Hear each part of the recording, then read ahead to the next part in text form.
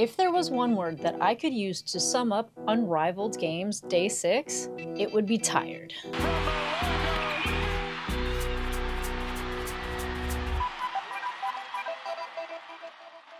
Okay, so there is nothing that I like to do more than uplift women's basketball. After watching these two games tonight, the Lunar Owls versus the Vinyl and the Rose versus the Laces, I am going to definitely have a lot of constructive criticism in this video because nobody was on their game. So let's just go over the Laces versus the Rose.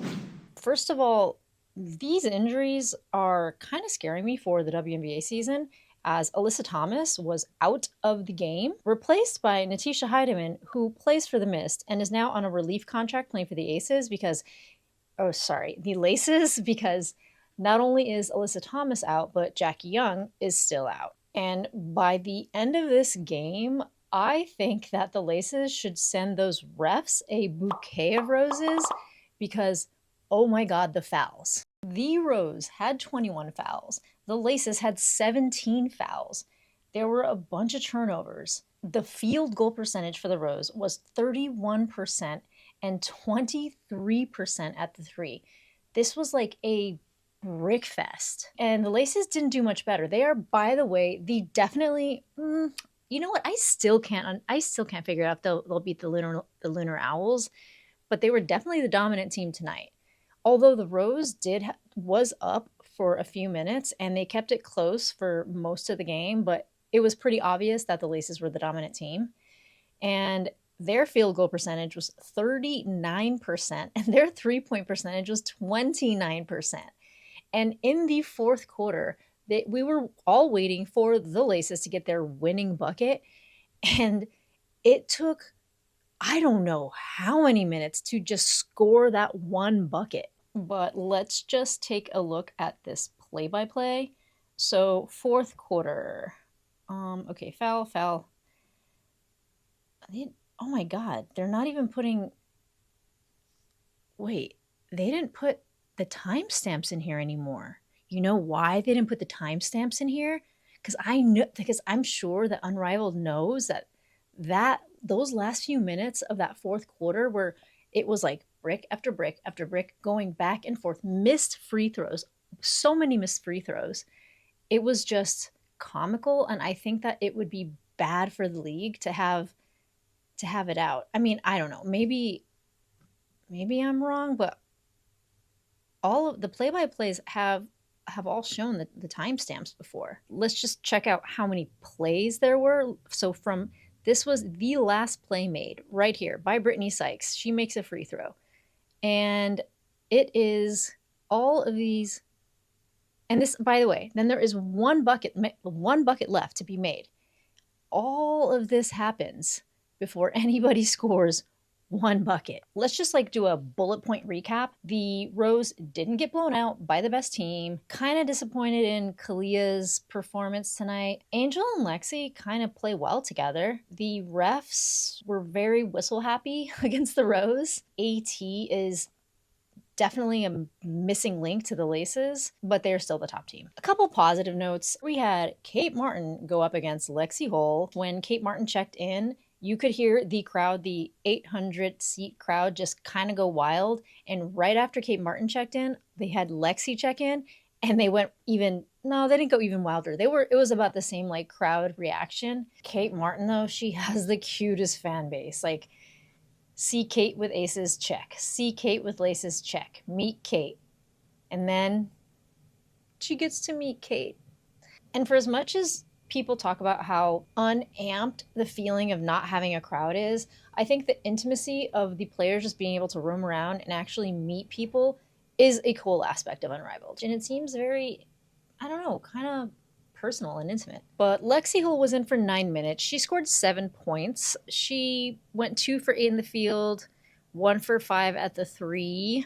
She was part of the bricklayer in the last few minutes of that game. I can't lie, love Lexie. And Kate Martin, what did she do? She was in for 15 minutes and she scored 7 points, going 3 for 8 in the field and 1 for 5 at the three. Now, something that was kind of weird was Tiff Hayes seemed like the star of the night, and she was in for what?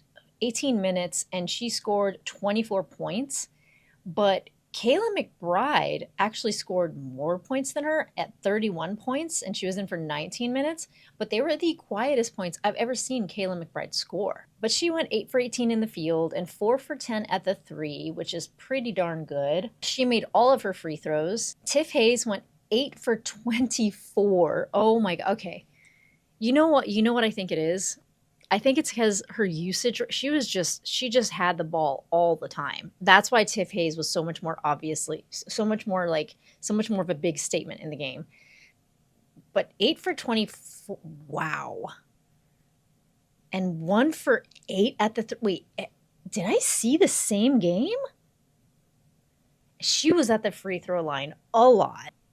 Okay, she got a double-double. She had 11 rebounds. But oh man, the fouls on her, they were just constantly fouling her.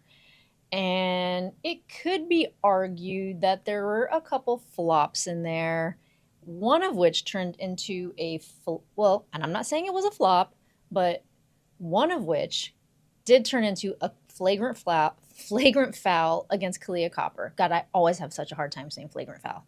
But Steph Dolson, she actually started tonight. It was her first night starting. She was in for 14 minutes, and she scored a solid 9 points.